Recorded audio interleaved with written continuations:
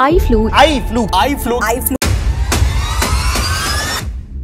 पिछले कुछ दिनों से आई फ्लू, जिसे कंजंक्टिवाइटिस भी कहते हैं, ये बहुत तेजी से फैल रहा है और इसका ट्रांसमिशन रेट इतना ज्यादा है कि हरियाणा में अभी तक 4289 आई फ्लू केसेस आ चुके हैं। और कुछ हॉस्पिटल जैसे एम्स में हर दिन 100 केसेस आ रहे हैं, नोएडा के डिस्ट्रिक्ट हॉस्पिटल में हर दिन 200 से 250 केसेस आ रहे हैं, दिल्ली के सफदरगंज हॉस्पिटल में पर डे 80 से 100 केसेस आ रहे हैं, आगरा के एसएन मेडिकल कॉलेज में आई डिपार्टमेंट में 40% पेशेंट आई फ्लू से इन्फेक्टेड है। और ये बीमारी ज्यादातर बच्चों में फैल रही है और इतनी तेजी से फैल रही है कि कई सारे स्कूल को बंद कर दिया गया है। आई फ्लू से संक्रमित बच्चों की स्कूल में छुट्टी रहेगी। बट क्या आपको पता है कि जिस वायरस के चलते ये आई फ्लू या कंजंक्टिवाइटिस फैल रहा है, उसका नाम है एडिनो वायरस। तो आखिर ये बीमारी है क्या, ज्यादातर बच्चों में ही क्यों फैल रही है और आने वाले टाइम में कहीं ये एडिनो वायरस कोरोना वायरस वाला सिचुएशन तो नहीं ला देगा? आइए डिटेल में इस वीडियो में जानते हैं। वह शुरू से शुरू करें तो ये कंजंक्टिवाइटिस जो डिजीज है, जिसे हम आई फ्लू या आम भाषा में आँख आना भी कहते हैं, ये काफी कॉमन डिजीज है। ये बेसिकली आपके आँख के इस वाले पार्ट पे होता है, इस व्हाइट वाले पार्ट पे, जिसे कंजंक्टिवा कहते हैं। इस बीमारी के कुछ कॉमन सिम्टम्स है, जैसे आँख का लाल हो जाना, आँख से पानी आना, आईलिड्स का सूजा हुआ होना, आंखों में खुजली होना, फ्रीक्वेंट डिस्चार्ज होना, दर्द होना एटसेट्रा। और ये फ्लू मेनली 3 तरह के हो सकते हैं। Number 1 viral, number 2 bacterial, number 3 allergy. Viral eye flu की बात करें तो जिस वायरस के चलते कंजंक्टिवाइटिस होता है, उसका नाम है एडिनो वायरस। और ऑलमोस्ट 65 to 90% आई फ्लू के केसेस में वायरल इन्फेक्शन ही होता है, जो इस एडिनो वायरस बैक्टीरिया के चलते होता है। और जब इस वायरस के चलते आई फ्लू होता है तो कुछ ऐसे सिम्टम्स दिखने मिलते हैं। आंख का पिंकिश हो जाना, बहुत ज्यादा खुजली होना, एक्सेसिव पानी गिरना, और ये यूजुअली पहले एक आंख में होता है, फिर दोनों आंख में हो जाते हैं। दूसरा जो कॉज आई फ्लू होने का वो है बैक्टीरियल कॉज। और स्टेफिलोकोकस, स्ट्रेप्टोकोकस और हेमोफिलियस स्पीसीज के कुछ बैक्टीरियाज होते हैं, जिनके चलते ये आई फ्लू होता है। और इनके चलते होने वाले आई फ्लू सिम्टम्स की बात करें तो उसमें कॉमनली देखा जाता है कि शुरू में आंख का कंजक्टिवा लाल हो जाता है, फिर आईलिड सूजने लगता है, स्टिकी डिस्चार्ज होने लगता है, और इसमें भी पहले ये एक आंख में होता है, फिर विद इन 4 to 5 डेज दूसरे आंख में भी फैल जाता है। अब आई फ्लू होने के तीसरे रीजन की बात करें तो वो है एलर्जीज, जैसे डस्ट माइट्स, ट्रीज के पोलन, एनिमल्स के डेंडर वगैरह से हो सकता है। इसके सिम्टम्स की बात करें तो इसमें कंजक्टिवा सूजा हुआ रहता है और लाल भी हो जाता है, आंखों से ज्यादा पानी गिरती है, खुजली होती है एटसेट्रा। यहाँ पे आप देख सकते हो कि कुछ सिम्टम्स है जो तीनों में कॉमन है, जैसे आंख का लाल हो जाना, पानी गिरना, खुजली होना एटसेट्रा। तो सिर्फ देखकर ये कहना कि किस कोज के चलते हुआ है ये मुश्किल है, उसके लिए आपको डॉक्टर से ही कंसल्ट करना होगा। बट अभी का सीन क्या है, मतलब इतने बड़े लेवल पर जो आई फ्लू फैल रहा है वो आखिर इन तीनों में से किसके कारण? तो डॉक्टर एसजे तिथियाल, जो कि एम्स में ऑप्थेल्मिक साइंस के चीफ है, उन्होंने बताया कि जब सैंपल्स कलेक्ट करके टेस्ट किए गए तो ऑलमोस्ट सभी सैंपल्स में हमें एडिनो वायरस मिले। इसका मतलब ये हुआ कि अभी जो आई फ्लू की आउटब्रेक आई है ये एक वायरल डिजीज है। हालांकि उन्होंने बताया कि उसमें कुछ 20% बैक्टीरियल केसेस भी दिखे, बट उसमें भी वायरस शामिल थे। अब ये चूंकि वायरस की वजह से हो रहा है, इसलिए बहुत तेजी से फैल रहा है और ये कॉन्टेजियस भी होता है। मतलब अगर एक पर्सन को हो रखा है और अगर दूसरा पर्सन उसके कॉन्टेक्ट में आता है तो उसके भी होने के हाईली चांसेस है। बट जैसे कि मैंने पहले बताया कि ये तो बहुत कॉमन डिजीज है जो सीजनली होते रहता है और 1 से 2 वीक में ठीक हो जाता है। पर इस बार ऐसा क्या हुआ कि ये अचानक इतना तेजी से बढ़ रहा है? तो इसका जो सबसे मेन रीजन है वो है हैवी रेन और फ्लड्स। अब जैसे कि हमने देखा कि इस बार देश के कई सारे हिस्से में, जैसे हरियाणा, उत्तराखंड, यूपी, बिहार जैसे कई सारे एरिया में काफी हेवी रेनफॉल हुआ, जिसके चलते कई जगह तो बहुत भयंकर बाढ़ भी आई, जिससे क्या हुआ कि कई जगह पानी इकट्ठा हो गया और पूरे वातावरण में नमी फैल गई। और वायरसेस और बैक्टीरिया के लिए सबसे आइडियल एटमॉस्फेयर होता है ग्रो करने के लिए। यही रीजन है कि इस बार ये एडिनो वायरस अचानक इतना तेजी से फैल रहा है। अब इसके चपेट में आ तो कोई भी सकता है, बट जैसे कि मैंने बताया कि सबसे ज्यादा बच्चे ही आ रहे हैं। तो ऐसा क्यों? तो वो इसलिए क्योंकि बच्चे जो होते हैं वो कभी भी ग्रुप में खेलते हैं, जैसे अगर किसी एक बच्चा को हुआ होगा तो दूसरे बच्चों को भी हो सकता है। बच्चे हाइजीन का भी ध्यान नहीं रखते हैं, बार बार बिना हाथ धोए अपने आंख कान को छूते रहते हैं, जिससे भी होने के चांसेस बढ़ जाता है। और उनका इम्यूनिटी भी हमें डस्ट जितना स्ट्रॉन्ग नहीं होता, काफी वीक होता है। इसलिए अगर ये वायरस उन पे अटैक भी करता है तो उनका इम्यून उससे लड़ नहीं पाता और उनको ये फ्लू हो जाता है। इसलिए ये बच्चों को ज्यादा हो रहा है। अब यहाँ पे आपकी रिस्पॉन्सिबिलिटी बनती है कि आप अपने बच्चों को क्लीन रखो और उन्हें थोड़ा इस डिजीज के बारे में अवेयर करने की कोशिश करो। अब ये बच्चों को ज्यादा हो रहा है तो इसका मतलब ये नहीं कि ये सिर्फ बच्चों को ही हो सकता है, ये किसी को भी हो सकता है। इसलिए खुद को भी सेफ रखो, बार बार हाथ धो, आंख को बार बार टच मत करो, डिस्टेंस बनाकर रखो। मतलब ऑलमोस्ट वो सारे प्रिवेंशन करो जो आप कोविड के टाइम पे करते थे। अब यहाँ पे कुछ लोगों के मन में ये सवाल आ रहा होगा कि कहीं एडिनो वायरस कोरोना वायरस वाला सिचुएशन तो नहीं ला देगा? तो वैसे तो देखा जाए तो नहीं, क्योंकि हम इस वायरस के बारे में ऑलरेडी सब कुछ जानते हैं और उसका ट्रीटमेंट भी अवेलेबल है। बट यहाँ पे आप लाइट पॉसिबिलिटी को भी इग्नोर नहीं कर सकते, क्योंकि आप खुद ही सोच कर देखो, जब कोरोना वायरस आया था तब उसके भी कुछ नॉर्मल ही सिम्टम्स थे, लाइक खांसी, सर्दी, जुकाम, बुखार वगैरह। और शुरू तो सिर्फ एक जगह से हुआ था, पर पूरी दुनिया में तहलका मचा दिया। और पूरी दुनिया की क्या स्थिति हुई थी वो दिन कोई गलती से भी याद नहीं करना चाहता। हालांकि वो एक नोवेल वायरस था जिसके बारे में हम शुरू में बहुत ही कम जानते थे, इसलिए इतना तबाही मचा दिया। बट आपने देखा ना कि वही वायरस आगे चलकर कोविड, ओमेगा, डेल्टा, ओमिक्रॉन, मतलब ये कोविड-19 के कई सारे वेरिएंट्स में आ गया। मतलब ये वायरस खुद में इवॉल्व हो गए और नए नए वायरस को बना दिए। तो ये कहना गलत होगा कि एडिनो वायरस इवॉल्व नहीं हो सकता और ये कोरोना वायरस